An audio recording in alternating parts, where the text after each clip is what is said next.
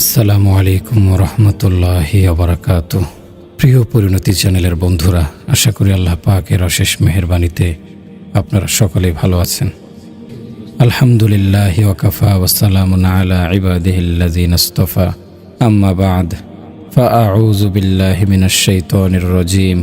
বিসমিল্লাহির রহমানির রহিম।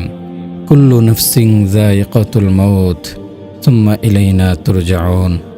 সুবহান রাব্বিকা রাব্বিল ইজ্জাতি আম্মা ইয়াসিফুন ওয়া সালামুন আলাল মুরসালিন ওয়ালহামদুলিল্লাহি রাব্বিল আলামিন। মানব জীবন হলো বাতাসের প্রবাহের প্রতিকূলে যুদ্ধ করে টিকে থাকা একটি প্রদীপের মতো। বুড়ো মানুষ যদি হয়ে থাকেন তাহলে আপনাকে বলা হবে শেষ রাতের প্রদীপ, যুবককে বলতে হবে সন্ধ্যা রাতের পিদিম। যেভাবে বাতাসের প্রবাহের মুখে কোনো রকমের অস্তিত্ব টিকিয়ে রাখা একটি প্রদীপকে নেভাতে বেশি কিছুর প্রয়োজন নেই, বাতাসের এক ঝটকায় তা নিভিয়ে ফেলতে পারবে। তদ্রূপ মানব জীবনের ইতি টানতেও বেশি কিছু লাগবে না। এক মুহূর্তেই বুঝে আসতে পারে তার দু চোখের পাতা, আর তাতেই তার এক জীবন শেষ হয়ে শুরু হবে ওপারের জীবনের অনিঃশেষ যাত্রা। কবির ভাষায়, যেভাবে আমরা দেখতে পাই যে একজন ক্রন্দনকারীর চোখে যে অশ্রু থাকে তা মাটিতে ফেলার জন্যে বড় কোনো আয়োজনের প্রয়োজন পড়ে না। দু চোখের পাতা একত্র করলেই সেই লোনা জল মাটিতে গড়িয়ে পড়ে। মানব জীবনের অবস্থা তদ্রূপী। আল্লাহর জনক বুজুর্গ চমৎকার বলেছেন, মৃত্যুপূর্ব জীবনের একানাও মূল্য নেই। একবার কয়েকজন যুবক সাহাবী রাদিয়াল্লাহু আনহুম নবী করিম সাল্লাল্লাহু আলাইহি ওয়াসাল্লামের দরবারে হাজির হয়ে নিবেদন করলেন, হে আল্লাহর রাসূল, মান আকিয়াসুন নাসি ওয়া আহজারুন নাস। মানব সম্প্রদায়ের মধ্যে সবচেয়ে বুদ্ধিমান ও সমজদার কে? নবীজি উত্তরে বললেন, মানব সম্প্রদায়ের মধ্যে সবচেয়ে বুদ্ধিমান হলো ওই ব্যক্তি যিনি মৃত্যুকে সবচেয়ে বেশি স্মরণ করেন, যিনি মৃত্যু আসার পূর্বে তার জন্যে অন্যদের চেয়ে বেশি প্রস্তুতি নিয়েছেন। তারাই হলেন সর্বাপেক্ষা বুদ্ধিমান। তারাই দুনিয়ার আভিজাত্য ও পরকালের মর্যাদা ছিনিয়ে নিয়েছেন। মিশকাত শরীফে এসেছে, নবী করিম সাল্লাল্লাহু আলাইহি ওয়াসাল্লাম ইরশাদ করেছেন, হে আমার সাহাবীরা, যে জিনিস দুনিয়ার সকল স্বাদ শেষ করে দেবে তার কথা খুব বেশি স্মরণ করো। সাহাবায়ে কেরাম জিজ্ঞেস করলেন, সে জিনিসটি কি? নবীজি বললেন, মৃত্যু। হযরত আয়েশা রাদিয়াল্লাহু আনহা একবার নবী করিম সাল্লাল্লাহু আলাইহি ওয়াসাল্লামকে জিজ্ঞেস করলেন, হে আল্লাহর নবী, কোনো সাধারণ ব্যক্তি কি কিয়ামত দিবসে শহীদদের সাথে পুনরুত্থিত হতে পারবেন? নবীজি উত্তরে বললেন, হ্যাঁ, ওই ব্যক্তি এই সৌভাগ্য লাভ করবে যে প্রত্যহ 20 বার নিজের মৃত্যুর কথা স্মরণ করবে। যেভাবে কোনো বুদ্ধিমান ব্যক্তি পুল বা ব্রিজের ওপর ঘর তৈরি করে না, তদ্রূপ আল্লাহওয়ালাগণও এই দুনিয়ার সাথে তাদের হৃদয়কে জুড়ে রাখেন না। হযরত আবু বকর সিদ্দিক রাদিয়াল্লাহু আনহু বলতেন, হে মানুষ, তুমি দুনিয়ার সামানের সাথে নিজেকে লাগিয়ে রাখছো, অথচ দুনিয়া তোমাকে নিজের থেকে বের করতে ব্যস্ত। কবি বলেন, আজ দেখতে পাচ্ছি তোমার পৃথিবীর ঘর অনেক প্রশস্ত, হায় তোমার মৃত্যু পরবর্তী ঘরটিও যদি প্রশস্ত হতো। যদি আমরা মৃত্যুর কথা ভুলেও যাই, তারপরও দুনিয়ার প্রতিটি জিনিস আমাদেরকে সেই মৃত্যুর বার্তা শুনিয়ে যায়। সূর্য প্রত্যহ উদিত হয়, অস্ত যাওয়ার সময় সেটি বার্তা দিয়ে যায় যে, হে মানুষ, একদিন তোমার জীবনের সূর্য অস্তমিত হবে।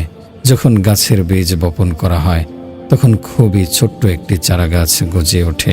এরপর সেটি লতা গুল্ম বিশিষ্ট বিশাল মহিরুহের আকার ধারণ করে, কিন্তু অনিবার্য পরিণতি হিসেবে সেটি হয়তো লাকড়ি হিসেবে আগুনে ভস্মীভূত হয়, অথবা ফার্নিচার হয়ে গৃহশোভা বাড়ায়।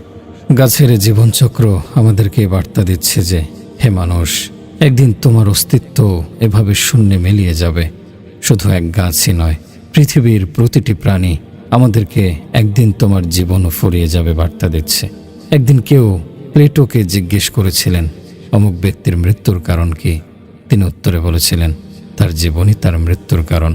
হযরত সিদ্দিক আকবর রাদিয়াল্লাহু আনহু বলেছেন, প্রতিটি মানুষ যদিও তার পরিবারের মাঝে দিনাতিপাত করছে, কিন্তু চরম সত্য হলো মৃত্যু তার জুতোর ফিতার চেয়েও তার অনেক কাছে।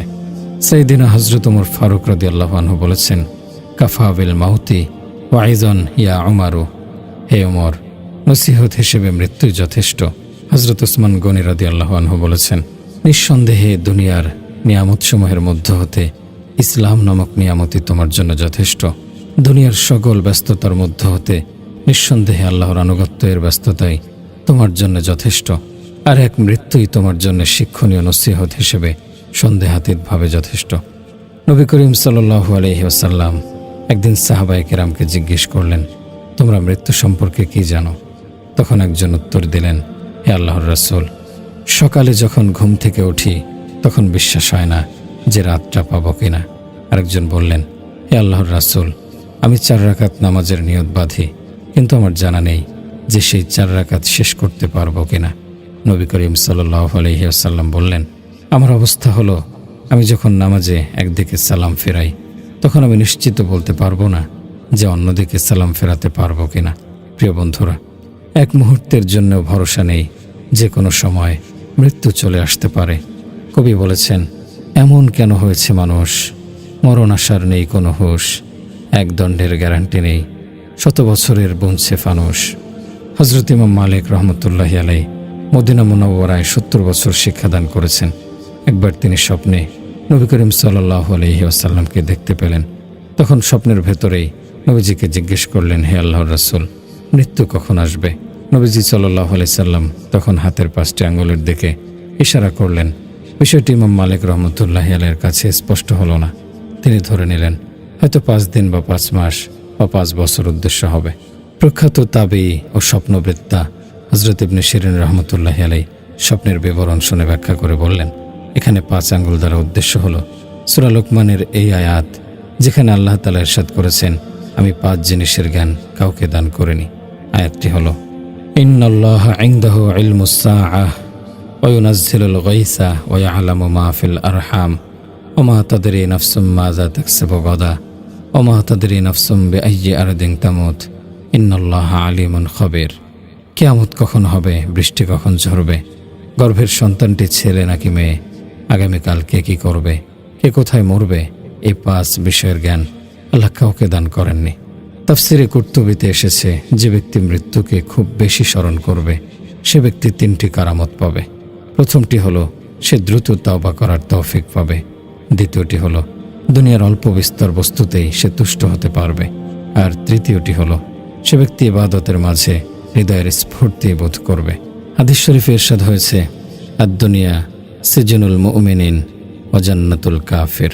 দুনিয়া মুমিনের জন্য কারাগার স্বরূপ আর কাফেরের জন্য ভূস্বর্গ।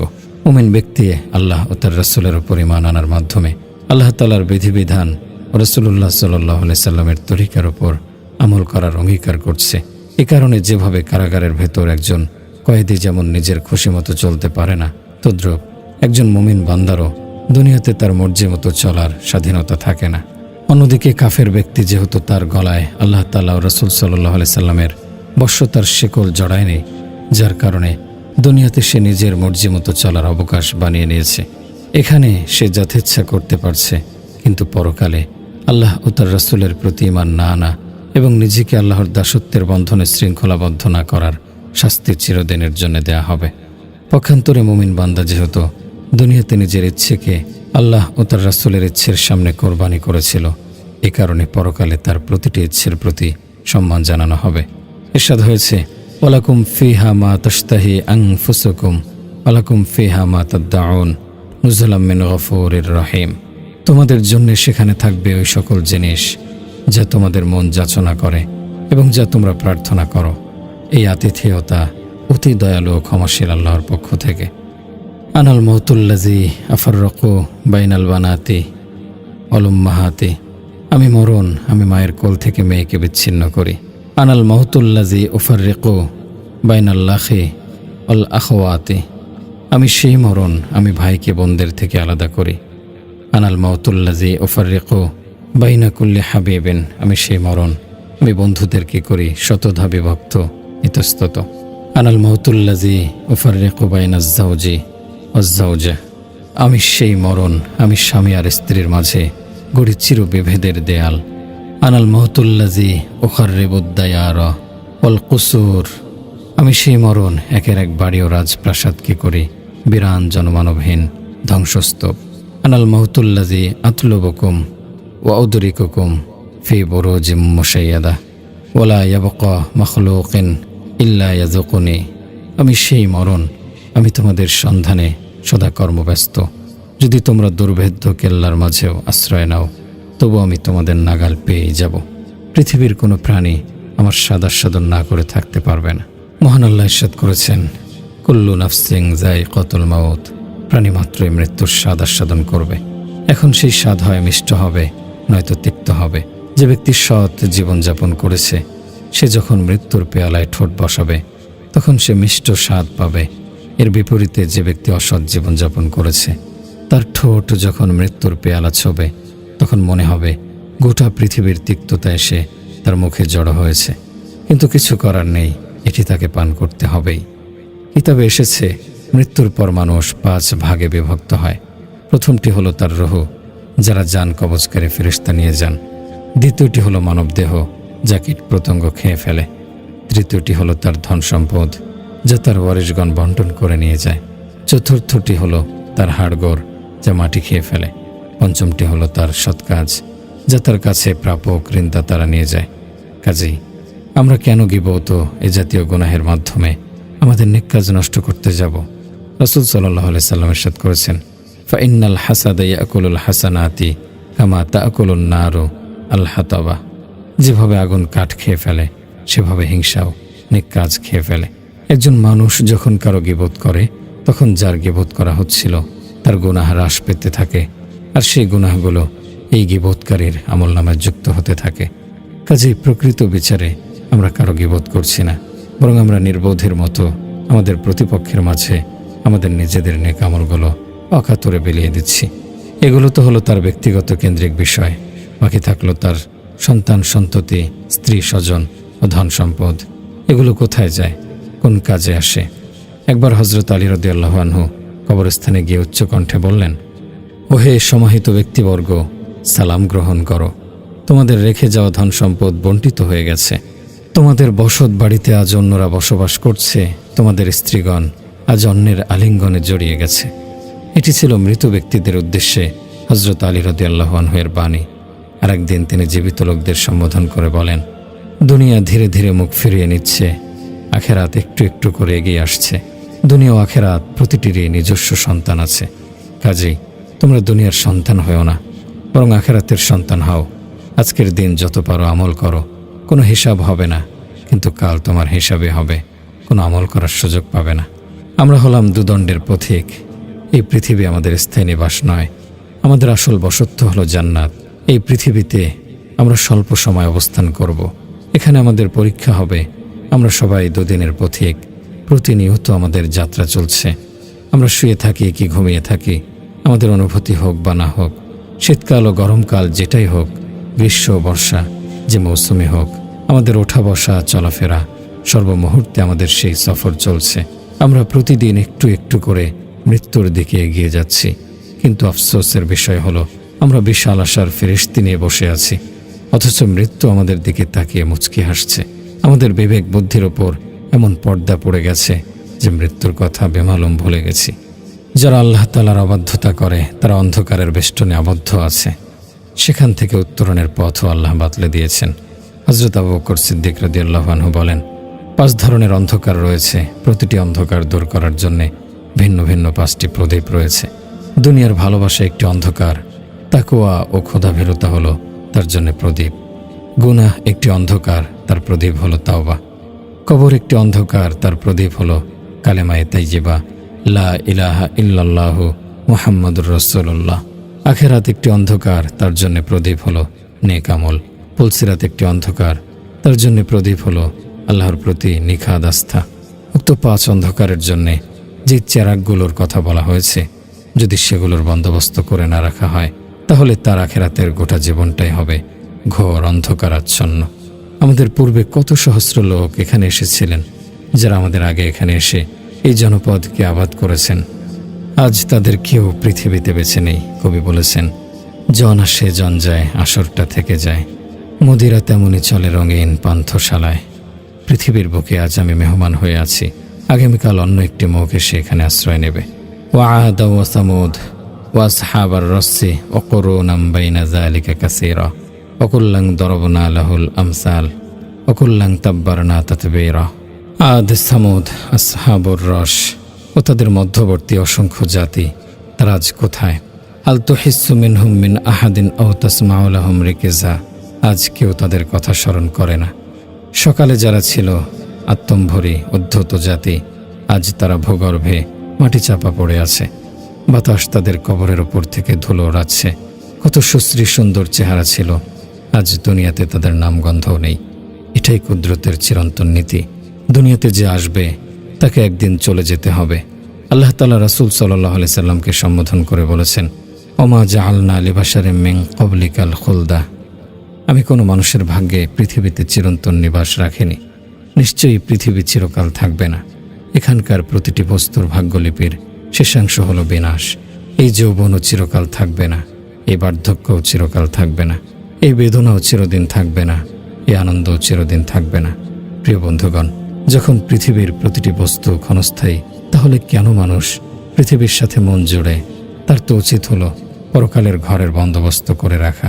এখন যদি আমরা পৃথিবীর সাথে আমাদের মন জোড়ে রাখি, তাহলে এতে আমাদেরই ক্ষতি হবে। স্মরণ রেখো, যেই দুনিয়ার সাথে আজ মানুষ মন লাগাচ্ছে, একদিন সে দুনিয়ায় তাকে তাড়িয়ে দেবে। পক্ষান্তরে যে মানুষ আল্লাহর সাথে মন জুড়বে, একদিন সে তার আল্লাহকে পেয়ে যাবে। কবির কণ্ঠে, দুনিয়া নহে তোমার মনের খেলতামাশার ঘর, রঙালয় নয় এটি শিক্ষালয় ওহে যাযাবর। জনক বুজুর্গ বলতেন, যে মেহনত দিয়ে মানুষ জাহান্নাম ক্রয় করছে, তার অর্ধেক মেহনত দিয়ে তো সে জান্নাত ক্রয় করতে পারত। অত্যন্ত খাঁটি কথা। আমরা অনেক মেহনত করে জাহান্নাম ক্রয় করছি। যেমন চুরি করা অনেক বড় গুনাহ, কিন্তু সেই চুরির জন্যে চোররা কী পরিমাণ মেহনত করে। রাতের পর রাত জেগে থাকে, দিনের বেলা মনের মধ্যে কোনো শান্তি থাকে না। এত কষ্ট করে সে চুরির মতো একটি গুনাহ করছে। হযরত আয়েশা রাদিয়াল্লাহু আনহা বর্ণনা করেন, একবার নবী করিম সাল্লাল্লাহু আলাইহি সাল্লাম মিম্বরের ওপর আরোহণ করলেন। সাহাবায়ে কেরাম বৃত্তাকারে সামনে বসেছিলেন। তাদের উদ্দেশ্যে নবীজি বললেন, আল্লাহ তাআলাকে যে পরিমাণ শরম করা উচিত, তোমরা সেই পরিমাণ শরম করো। সাহাবায়ে কেরাম জিজ্ঞেস করলেন, হে আল্লাহর রাসূল, আমরা তো আল্লাহকে শরম করে থাকি। নবী করিম সাল্লাল্লাহু আলাইহি সাল্লাম বললেন, তোমাদের মধ্য হতে যে ব্যক্তি আল্লাহকে শরম করে, তার জন্যে আবশ্যক হলো এমন কোনো রাত অতিবাহিত হতে পারবে না যেখানে মৃত্যু তার চোখের সামনে আসেনি। তার জন্য আবশ্যক হলো সে তার পেটের হেফাজত করবে এবং ওই জিনিসেরও হেফাজত করবে যাকে তার পেট বেষ্টন করে রেখেছে। তার জন্য আবশ্যক হলো মাথার হেফাজত করবে এবং ওই জিনিসেরও হেফাজত করবে যা তার মাথা বেষ্টন করে রেখেছে। তার জন্য আবশ্যক হলো মৃত্যুকে স্মরণ করবে। তাকে এই কথা মনে রাখতে হবে যে মৃত্যুর পর গোটা দেহ চূর্ণ বিচূর্ণ হয়ে মাটির সাথে মিশে যাবে। তার জন্য আবশ্যক হলো দুনিয়ার সাজ সজ্জা ত্যাগ করবে। উলামায়ে কেরাম লিখেছেন, মাথার হেফাজত করার উদ্দেশ্য হলো আল্লাহ তাআলা ছাড়া অন্য কারো সামনে মাথা নত করবে না। ইবাদতের জন্য তো নয়ই, এমনকি সম্মান প্রদর্শন করার জন্যেও ঝুঁকে সালাম করবে না। আর যে সকল জিনিসকে মাথা বেষ্টন করে আছে, তার দ্বারা উদ্দেশ্য হলো চোখ, কান, মুখ। এই জিনিসগুলো মাথারই অংশ, এগুলোর হেফাজত করতে হবে। তদ্রূপ পেটের হেফাজত দ্বারা উদ্দেশ্য হলো সংশয়পূর্ণ মাল এড়িয়ে চলবে। আর যেসব জিনিসকে পেট বেষ্টন করে আছে, এর দ্বারা উদ্দেশ্য হলো পেটের কাছাকাছি জিনিস, যেমন লজ্জাস্থান, হাত, পা ও অন্তর, এগুলোরও হেফাজত করতে হবে। ইমাম নববী রহমতুল্লাহি আলাইহি লেখেন, উক্ত হাদিস অধিক হারে পাঠ করা মুস্তাহাব। একথা ভালোভাবে মনের মধ্যে গেঁথে নিন যে মৃত্যু সুনিশ্চিত। তবে কাফন কাপড় জুটবে কিনা তা নিয়ে সংশয় থাকতে পারে। কারো জানা নেই ঠিক কোন অবস্থায় মৃত্যু চলে আসবে।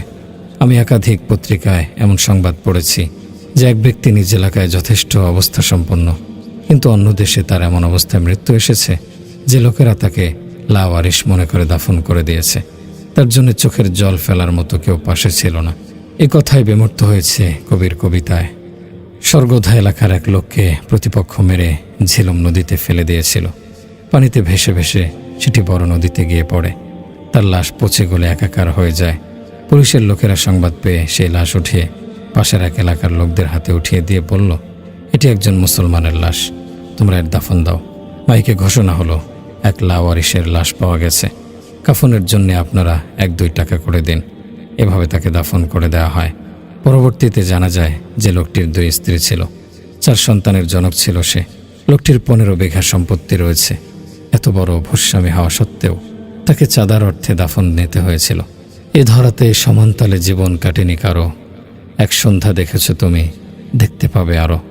এই পৃথিবীর বুকে অনেক বড় বড় রাজা বাদশাহ শাসক মহারথী এসেছেন, তারা কেউ তাদের ধন সম্পদ সাথে নিয়ে যেতে পারেনি। এমনকি যখন তাদের জন্য কবর খোদাই করা হয়, সেখানে কোনো গালিচা রাখা হয়নি, কোনো মখমলের বন্দোবস্ত করা হয়নি, সেখানে কোনো প্রদীপ রাখা হয়নি। ব্যাস, যতটুকু দেহ ততটুকু কবর। 2 গজের এই ছোট্ট জমিন, এটাই তোমার ঘর, এইখানেতে করবে বসত বাকি জীবনভর। এই আলিশান অট্টালিকা ও রাজপ্রাসাদে বসবাসকারী মানুষ আগামীতে এমন এক ঘরের দিকে যাচ্ছে যেখানে শোয়ার পর উঠে বসা যাবে না। তবে সেই কবরের জন্য যদি সে পূর্ব থেকে প্রস্তুতি নিয়ে আসে, তাহলে সে কবরটি তার জন্যে জান্নাত হয়ে যাবে। এই কবর হচ্ছে আমাদের জন্য চরম শিক্ষা। জৈনক বুজুর্গ বলেছেন, হে বন্ধু, কবর নিয়ে ভাবো, এখানে কত সুশ্রী ও রূপসীর রূপ সৌন্দর্য মাটির সাথে মিশে যাচ্ছে, কত বিত্ত বৈভব ও প্রতিপত্তির অধিকারের বলবান দেহ এখানে এসে ধুলো ধূসরিত হচ্ছে। যারা পৃথিবীতে নিজের ইচ্ছে মতো চলত, বিলাস বসন ব্যবহার করত, যারা আসরে আসরে নিজেদের মুচকি হাসির ঢেউ বেলিয়ে বেড়াত, যাদের হাসি দেখতে পাওয়াকে অন্যরা নিজেদের চরম সৌভাগ্য মনে করত, কিন্তু মৃত্যু তাদের মুখের সেই হাসি কেড়ে নিয়েছে। কীট পতঙ্গ তাদের রূপ যৌবন শুষে নিয়েছে, মাটি তাদের দেহের হাড্ডিগুলো গিলে ফেলেছে। আজ তাদের জীর্ণ শীর্ণ দেহগুলো দেখার মতো কেউ নেই। আজ যদি তাদের কবরগুলো খোঁড়া যেত, তাহলে দেখতে সেখানে তোমার জন্য কি শিক্ষা অপেক্ষা করছে। কোথায় গেছে তাদের মহামূল্যবান পোশাক ও অলংকার, যা তাদের সৌন্দর্যকে বিকশিত করত? কোথায় গেল তাদের গচ্ছিত অমূল্য রত্ন জওহর, যা তাদের প্রতিপত্তিকে ক্ষুরধার করত? কোথায় গেল তাদের সেই প্রাণহরণীয়া অপরূপ লাবণ্য? কোথায় গেল তাদের সঙ্গীতের সুর লহরী? তাদের ব্যবসা বাণিজ্য আজ আর নেই। তাদের আত্মীয় স্বজন আজ তাদের শতটাকেও ছুটে আসবে না। তাদের সঙ্গপাঙ্গরা আজ তাদের পাশে ভিড় করবে না। সবাইকে ছেড়ে এবং সব কিছু ত্যাগ করে একাকী নিঃসঙ্গ অবস্থায় সেই দুনিয়া থেকে পরপারের উদ্দেশ্যে রওনা হয়েছে। এক যুবক একবার তার কোনো আত্মীয়কে ঘরের অবস্থা ও পিতার অসুস্থতা সম্পর্কে জানিয়ে বলেছিল, আমার পিতা মরতে মরতে বেঁচে গেছেন। তার পাশে তখন জৈনক বুজুর্গ যাচ্ছিলেন। তিনি যুবকের কথা শুনে বললেন, হে যুবক, তোমার পিতা বেঁচে বেঁচেই মরবেন। মৃত্যুই যখন শেষ পরিণতি, তাহলে কেন পরপারের সফরের জন্য প্রস্তুতি নিচ্ছ না? নবী করিম সাল্লাল্লাহু আলাইহি সাল্লাম ইরশাদ করেছেন, দুনিয়াতে এমনভাবে থাকো যেভাবে কোনো পথচারী বা প্রবাসী থাকে। এমন কেউ আসেনি ধরায়, অমর রয়েছে যে আগমন যার, প্রস্থান তার এই পৃথিবীর মাঝে। আমায় তুমি জানতে চেও না মৃত্যুই পরিণতি, ফাঁসির দণ্ড আমার জন্য, আমি সেই অপরাধী। একবার এক বুজুর্গ কবরস্থানে এসে মোরাকাবা করেন। জনক শিষ্য তাকে জিজ্ঞেস করল, হযরত, আপনি কবরস্থানের লোকদেরকে কি অবস্থায় পেয়েছেন? তিনি বলেন, তারা তাদের নিজেদের বিবেক বুদ্ধির ওপর আজ এতটাই অনুতপ্ত যে তাদের সেই অনুতাপ যদি লোকদের মাঝে বন্টন করে দেয়া হয়, তাহলে তারা সবাই পাগল হয়ে যাবে। প্রিয় সুধী, জুমার দিন কবরস্থানে যাওয়া সুন্নাত। এর কারণ হলো নীরব নিস্তব্ধ এই ভুবনে এসে মানুষ যেন শিক্ষা ও নসিহত গ্রহণ করে। এ সুন্দর পোশাকের লোভী কাফনের কথা ভুলে যেও না। হে বিশাল অট্টালিকার পাগল, কবরের অন্ধকার ঘরের কথা ভুলে যেও না। হে উত্তম খাবারের লালাতুর, তুমি নিজেই কীটের খাবার হতে যাচ্ছ, সে কথা ভুলে যেও না। হে ইমানের দৌলত সম্পর্কে অলস, মৃত্যুর সময় তুমি যে রিক্তহস্ত হতে যাচ্ছ, সে কথাটি ভুলে যেও না। এক কিতাবে এসেছে, এক ব্যক্তি তার বাড়ি নিয়ে তার এক ভাইয়ের সাথে ঝগড়া করছিল। সে চিৎকার করে বলছিল, এই বাড়ি আমার, আমি এ বাড়ির মালিক, ইত্যাদি ইত্যাদি। তার হেদায়েতের জন্যে আল্লাহ একটি ঘটনা ঘটালেন। বাড়ির দেয়ালে যে ইট গাঁথা ছিল, সেখানের একটি ইটের মুখ খুলে গেল। ইটটি বলে উঠল, হে আমার মালিকানা নিয়ে বিবাদকারীরা, তুমি কেন আমাকে জিজ্ঞেস করছো না যে আমি কে? এ কথা শুনে ভাইয়েরা প্রথমে ঘাবড়ে গেল। এরপর সামলে উঠে তাদের একজন জিজ্ঞেস করল, বলো তুমি কে? সে ইট বলল, আমি প্রথমে ছিলাম এক রাজার চোখ। সে রাজা এক দেশে রাজত্ব করত। দুনিয়াতে তার বিলাস বেসনের কমতি ছিল না। মৃত্যুর পর সেই রাজাকে কবরে সমাহিত করা হলো। কিছুদিন পর কীটপতঙ্গ জন্মে তার গোটা দেহ খেয়ে ফেলে। এক পর্যায়ে তার সেই লাশ মাটি হয়ে যায়। আমি সেই মাটির একটি খণ্ড, যে মাটি একদিন ছিল সেই রাজার চোখ। এই চোখ দিয়ে সে একসময় অন্যদের প্রতি শাসকের দৃষ্টি বোলাতো। আজ আমার অবস্থা দেখো, আমি এখন ইট হয়ে এই বাড়ির দেয়ালে পড়ে আছি। তোমাদেরকেও একদিন মাটি হতে হবে। প্রিয় বন্ধুগণ, আমাদের প্রত্যেককে মৃত্যুর প্রস্তুতি নিতে হবে। কাজেই যে দিনটি আল্লাহর সন্তুষ্টির বাইরে কাটবে, সেই দিনটি এক সময় আমাদের মাথায় জগদ্দল বোঝা হবে। একবার এক ব্যক্তি নিজের জন্য খুবই দৃষ্টিনন্দন একটি অট্টালিকা নির্মাণ করে। তখন তার বন্ধুরা তাকে পরামর্শ দিল, তুমি এটি উদ্বোধনের জন্যে একটি অনুষ্ঠান করে সবাইকে দাওয়াত দাও। লোকটি তাই করল। শহরের সমস্ত লোককে সে নেমন্তন্ন করল। অট্টালিকার ভেতর সে একটি সিংহাসন তৈরি করল। অনুষ্ঠানের দিন সে মাথায় বিশাল মুকুট পরিধান করে সেই সিংহাসনে আরোহণ করল। ইতিমধ্যে দরজার কড়া নড়ে উঠল। লোকটি তার এক ভৃত্যকে পাঠাল, দেখো তো কে এসেছে। ভূর্ত দরজা খুলে দেখতে পেল যে বাইরে একজন বয়স্ক লোক দাঁড়িয়ে আছে। আগন্তুক ভূর্তকে বলল, যাও তোমার মালিককে গিয়ে বলো জান কবচকারী ফেরেশতা এসেছে। ভূর্ত তখন খুবই পেরেশান হয়ে দৌড়ে মালিকের কাছে ছুটে এসে জানালো যে মালাকুল মউত যমদূত এসেছে, সে দরজায় দাঁড়িয়ে আছে। এ কথা শুনতে সেই লোক ভয় পেয়ে গেল। তার গোটা শরীর ঘামে ভিজে গেল। ভূর্তকে নির্দেশ করল তাকে সেখান থেকে কোনো কৌশলে বিদায় করে দাও। কথাটুকু বলা অবস্থাতেই সে বৃদ্ধ লোকটি ঘরের ভেতর লোকদের কাছে পৌঁছে গেল। তার দিকে চোখ বড় করে আগন্তুক বৃদ্ধ লোকটি বলল, তুমি তাকে কৌশল করে আমাকে ফেরত পাঠাতে বলছো? আমি আমার সময় মতোই আসি, আর আমি যখন আসি তখন জান কবজ না করে ফিরি না। আমি মানুষের বুকের ওপর থাবা মেরে তার রুহ কবজ করে ফেলি। আমার কাজ শেষ হতেই আত্মীয় স্বজনদের কান্না শুরু হয়ে যায়। আমি তখন সেই বাড়ির এক কোণে দাঁড়িয়ে বলি, হে ক্রন্দনকারীদের দল, তোমরা মৃত ব্যক্তির ওপর কান্না করছো। আমাকে তো আবার এখানে আসতে হবে এবং তোমাদের মধ্য হতে যতজন জীবিত রয়েছে তাদের প্রত্যেকের জন্য একবার করে এসে তাদের রুহ নিয়ে যেতে হবে। মৃত্যুর ফেরেশতার এ কথা যে ব্যক্তি শোনে সে কান্না ছেড়ে দিয়ে নিজের চিন্তায় নিমগ্ন হয়ে পড়ে। আজকের লোকেরা বলে, আমার স্ত্রী, আমার সন্তান, আমার বাড়ি, আমার দোকান, আমার ব্যবসা, আমার অমুক জিনিস আর অমুক জিনিস। আজ সে আমার করছে, কিন্তু কালকেই প্রমাণিত হবে এখানে আমার বলে কিছু নেই, আপন বলে কেউ নেই। আপন থাকলে একজনই আছেন, তিনি হলেন মহান আল্লাহ। তিনি এমন এক সত্তা যিনি মানুষকে নিঃস্বার্থভাবে ভালোবাসেন। স্ত্রী, সন্তান, আত্মীয় স্বজন, বন্ধু বান্ধব, তাদের প্রত্যেকের ভালোবাসার পেছনে কোনো না কোনো মতলব থাকে। এমনকি মা বাবার মনেও কোনো না কোনোভাবে একথা থাকে যে বার্ধক্য অবস্থায় এ সন্তান কাজে আসবে। কিন্তু নিঃস্বার্থ ভালোবাসা যদি থেকে থাকে সেটি হলো বান্দার প্রতি আল্লাহর ভালোবাসা।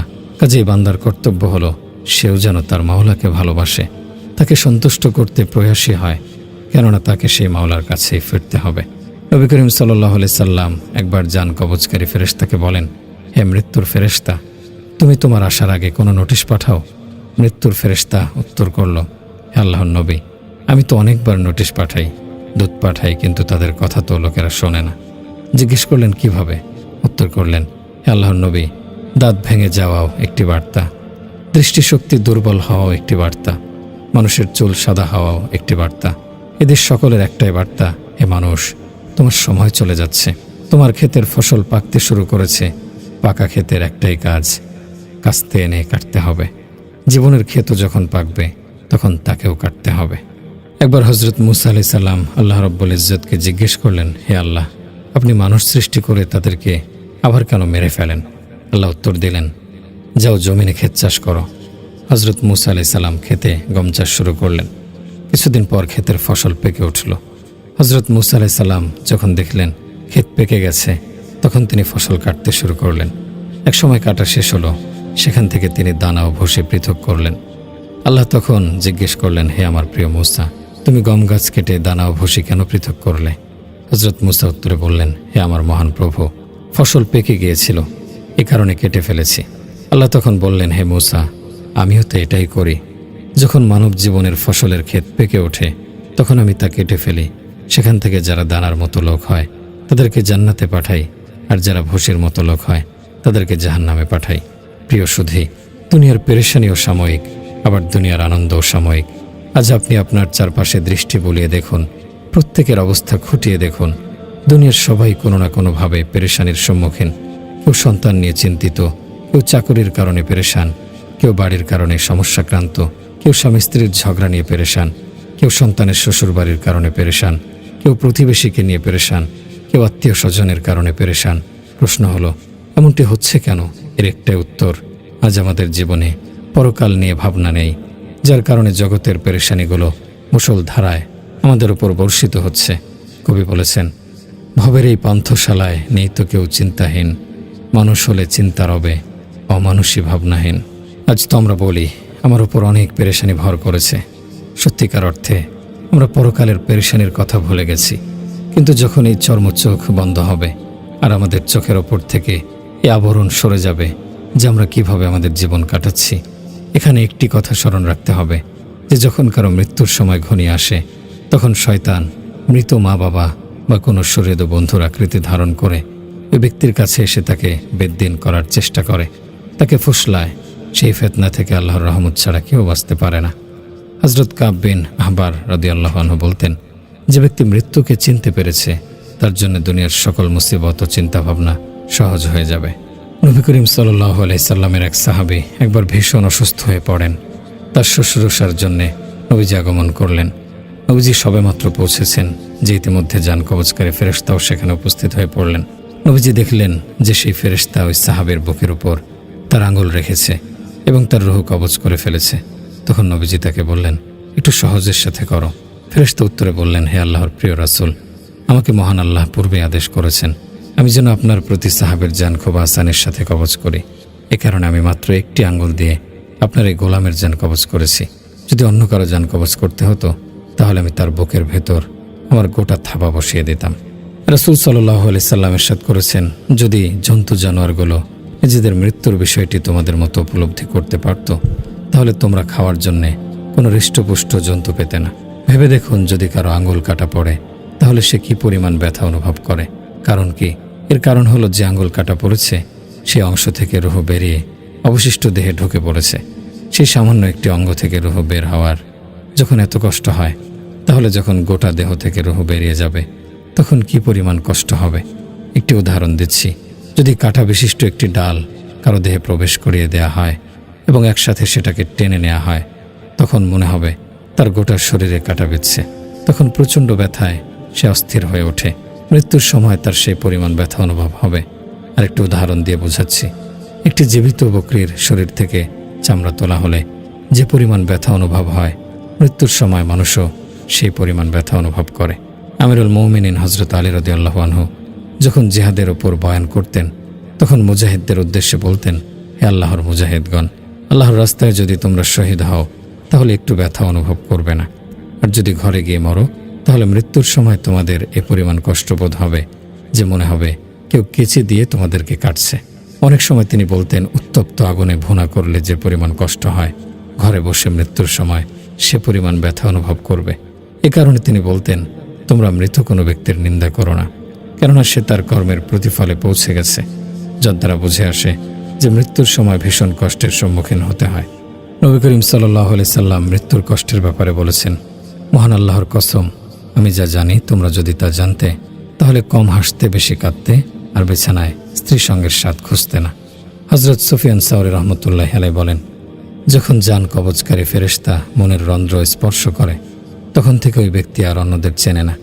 তার মুখ তখন বন্ধ হয়ে যায়, দুনিয়ার সব কিছুর কথা ভুলে যায়। এ সময় তার এতটাই কষ্ট হয় যে যদি সে সময় মৃত্যুর নেশা তার উপর চড়ে না বসত তাহলে আশপাশের সবার উপর সে ছুরি চালিয়ে বসত। হযরত আমর বিন আস রাদিয়াল্লাহু আনহু তার মাহফিলে প্রায় সময় বলতেন, জানি না মৃত ব্যক্তি কেন তার শেষ সময়ের বিবরণ অন্যদের শুনিয়ে যায় না। সেই হযরত আমর বিন আস রাদিয়াল্লাহু আনহু যখন মৃত্যুর সম্মুখীন হন তখন তাকে তার ছেলে বলেন, আব্বাজান, আজ আপনি আপনার শেষ যাত্রার বিবরণ দিন। তিনি তখন উত্তরে বলেন, ছেলে আমার, মনে হচ্ছে আমার দেহকে আগুনের কাষ্ঠফলকের ওপর রাখা হয়েছে। আগুনের তপ্ত লেলিহান শিখাগুলো আমার শরীরে সুইয়ের মতো বিঁধছে, আর মনে হচ্ছে আমার বুকের উপর উহুদ পাহাড় চাপিয়ে দেওয়া হয়েছে। এক হাদিসে এসেছে, মৃত্যুর ফেরেশতা নামাজের সময় মানুষের উপর নজর রাখে। যে মানুষ সময় মতো নিয়মানুবর্তিতার সাথে নামাজ আদায়ের উপর গুরুত্ব দেয়, সে ব্যক্তির জান কবজ করার সময় মৃত্যুর ফেরেশতা নিজেই তাকে কালিমা তাইয়্যিবা পাঠ করার তালকিন করে। এ সময় তার কাছ থেকে সেই শয়তানকে তাড়িয়ে দেয়। এখন আপনারাই বলুন, আমাদের মধ্য হতে কার মনেই চাওয়া নেই যে মৃত্যুর সময় সেই ফেরেশতা এসে আমাদের কালেমা তাইয়্যিবার তালকিন করবেন? যে সকল লোক নিজেদের বদ আমলের মাধ্যমে আল্লাহ তাআলাকে অসন্তুষ্ট করে এবং তার গোটা জীবন আল্লাহর অবাধ্যতায় কাটিয়ে দেয়, তাদের মৃত্যু ওই অবস্থায় হয়ে থাকে। তাদের শেষ যাত্রার মুহূর্তে তাদের মুখ থেকে এমন সব কথাই বেরিয়ে আসে যা এতদিন তাদের মনে বসত গেড়েছিল। বসরা নগরীর জনক বুজুর্গ বর্ণনা করেন যে এক ব্যক্তি মৃত্যুর সম্মুখীন, লোকেরা তাকে কালেমা তাইয়্যিবার তালকিন করছে, কিন্তু তার মুখ থেকে এক কথাই বেরোচ্ছে, মদের গ্লাস তুমিও পান করো, আমাকেও দাও। তুমিও পান করো, আমাকেও দাও। আস্তাগফিরুল্লাহ। আরেক ব্যক্তির মৃত্যুর ঘটনা। লোকেরা তাকে কালেমার তালকিন করে যাচ্ছে, কিন্তু বিগত জীবনে সে যেহেতু ব্যবসায়ী ছিল, নামাজ রোজার পাবন্দি করতো না, এ কারণে তার মুখে কালেমা বের না হয়ে এ কথা বেরোচ্ছে, 10টা 10 টাকা, 11টা 11 টাকা, 12টা 12 টাকা। আল্লাহ তাআলা আমাদেরকে এমন গাফলতি থেকে মুক্তি দান করুন। আমিন। ওয়া আখিরু দাওয়ানা আনিল হামদুলিল্লাহি রাব্বিল আলামিন।